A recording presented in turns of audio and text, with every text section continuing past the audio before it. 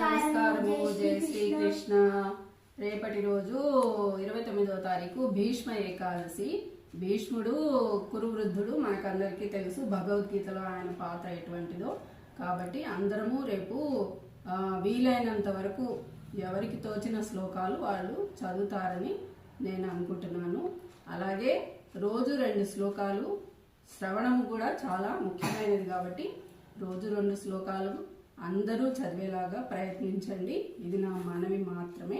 అలాగే ఎవరైతే ఇంట్రెస్ట్ ఉన్న వాళ్ళు రేపు తప్పకుండా శ్లోకాలను చదువుకోండి. భగవద్గీత శ్లోకాలు అందరికీ షేర్ చేయండి, లైక్ చేయండి, సబ్స్క్రైబ్ చేయండి. దానికి మనకి ఇంట్రెస్ట్ ఉన్న వాళ్ళు చేస్తారని నేను ఆశిస్తున్నాను. అందరికీ అందితే 2 నిమిషాలు పడుతుంది, 2 శ్లోకాలు చదువుకోవచ్చు అందరమును. అందుకని ఇన్నిసార్లు చెప్పడం జరుగుతుంది. ధన్యవాదాలు. Thank you. ఈరోజు మనం ప్రార్థనా శ్లోకంతో మొదలు పెడుతున్నాం.